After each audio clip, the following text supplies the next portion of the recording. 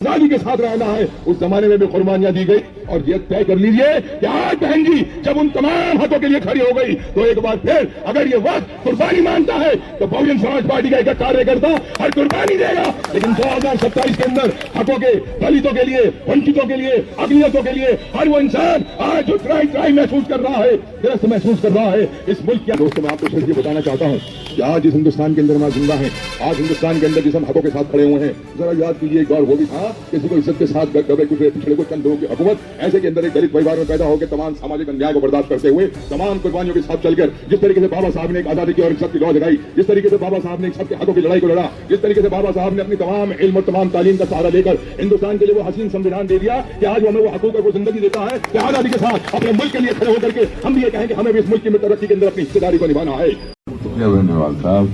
यहाँ मौजूद, हमारे सीनियर बेनीवाल साहब, नेशनल कोऑर्डिनेटर साहब, हमारे बड़े मोहब्बत के भाई नरेश गौतम साहब, सरफराज साहब, जनेश्वर जी, मेहरबान साहब और जितने भी हमारे बाबा साहेब बहन जी के माननीय कांशीराम जी के विचारों को मानने वाले अनुयायी हैं, उन सबको खिताब करते हुए ऐसे एक दिल में बड़ी खुशी होती है कि आप सबको गणतंत्र की आज बहुत बहुत मुबारकबाद। लेकिन जब हम मुबारकबाद देते हैं तो उसके साथ साथ हम सबकी एक जिम्मेदारी बन जाती है। ये जो आज हम यहाँ तिरंगा फहरा रहे हैं, ये हक भी अगर हमें आजादी के साथ अपने मुल्क का तिरंगा फहराने का दिया है तो वो आज है तो बाबा साहब की देन है। मेरे दोस्तों, मैं आपको सिर्फ ये बताना चाहता हूँ कि आज जिस हिंदुस्तान के अंदर हम जिंदा हैं, आज हिंदुस्तान के अंदर जिस हम हकों के साथ खड़े हुए हैं, जरा याद कीजिए एक दौर वो भी था किसी को इज्जत के साथ दबे कुचले पिछड़े को चंद लोगों की हुकूमत ऐसे के अंदर एक दलित परिवार में पैदा होकर तमाम सामाजिक अन्याय को बर्दाश्त करते हुए तमाम कुर्बानियों के साथ चलकर जिस तरीके से बाबा साहब ने एक आजादी की और इज्जत की लौ जगाई, जिस तरीके से बाबा साहब ने एक सबके हकों की लड़ाई को लड़ा, जिस तरीके से बाबा साहब ने अपनी तमाम इल्म और तमाम तालीम का सहारा लेकर हिंदुस्तान के लिए वो हसीन संविधान दे दिया कि आज वो हमें वो हकूक और वो जिंदगी देता है कि आजादी के साथ अपने मुल्क के लिए खड़े होकर के हम भी ये कहें कि हमें भी इस मुल्क की तरक्की के अंदर अपनी हिस्सेदारी को निभाना है। और मैं खास तौर से अपने मुसलमान भाइयों से भी कहना चाहता हूं कि जब हिंदुस्तान के इतिहास पर गौर करें तो जरा गौर किया कीजिए, आज बाबा साहब के संविधान में मुल्क के शान में ये तिरंगा फहराया जाता है, ये भी एक किसी आपके बुजुर्ग सुरैया तैयब जिन की देन है। और झंडा फहरा के हमने राष्ट्रगान गाया अल्हम्दुलिल्लाह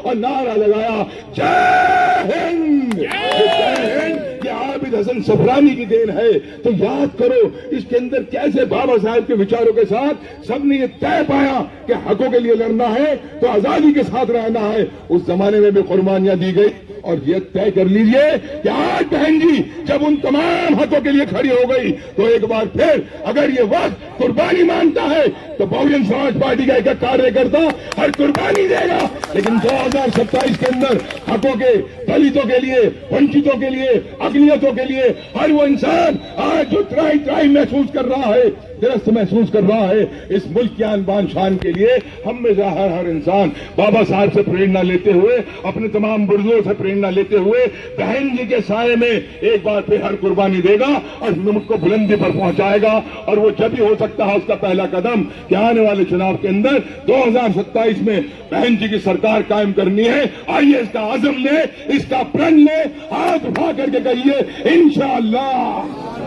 बहुत बहुत शुक्रिया साहब, बहुत बहुत शुक्रिया। सबको एक बार फिर बधाई। बाबा साहब के आज़म को याद रखिए, बहन जी के आज़म को याद रखिए, जिस तरीके से कुर्बानियां देकर आज हम आजाद माहौल के अंदर, आजाद हवा के अंदर खड़े हुए हैं, ये हमारे बाबा साहब की देन है। इस लड़ाई को बहन जी आज भी उसी सरगर्मी से लेकर के चल रही हैं। तो आइए मिलकर के इस लड़ाई के अंदर कांधे से कांधा मिलाकर समाज का हर वर्ग, हिंदू, मुसलमान, सिख, ईसाई, दलित, वंचित, कमजोर, किसान, मजदूर, फिर इसको लड़ाई को लेकर और ये तय करने के झंडा बुलंद और हमेशा रहेगा। संविधान के ऊपर